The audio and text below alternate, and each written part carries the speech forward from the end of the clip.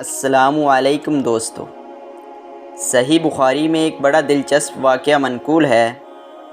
رسول کریم صلی اللہ علیہ وآلہ وسلم صحابہ کرام رضوان اللہ تعالیٰ اجمعین کی ایک مجلس میں تشریف فرما تھے۔ ایک عورت آئی اور اس نے اپنا نفس رسول اللہ صلی اللہ علیہ وآلہ وسلم کے سپرد کر دیا کہ اس کی جہاں چاہیں شادی کروا دیں۔ ایک غریب کنوارے صحابی وہاں موجود تھے۔ انہوں نے کہا کہ یا رسول اللہ صلی اللہ علیہ وآلہ وسلم، اس کی شادی مجھ سے کروا دیجئے۔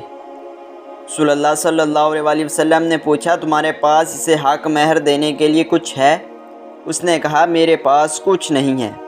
آپ صلی اللہ علیہ وآلہ وسلم نے فرمایا کہ جاؤ، اگر لوہے کی انگوٹھی مل جائے تو لے آنا، ہم وہی حق مہر بنا کر اس کا نکاح تجھ سے کر دیں گے۔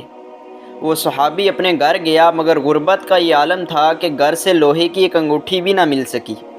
اس نے کہا، یا رسول اللہ صلی اللہ علیہ وآلہ وسلم، میرے پاس ایک چادر ہے، اس میں سے آدھی میں حق مہر میں اسے دے دیتا ہوں اور آدھی خود رکھ لیتا ہوں۔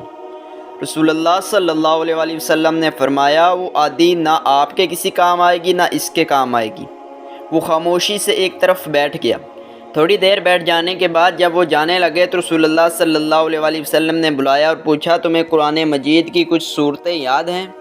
اس صحابی نے عرض کی، یا رسول اللہ صلی اللہ علیہ وآلہ وسلم، مجھے فلاں فلاں صورتیں یاد ہیں۔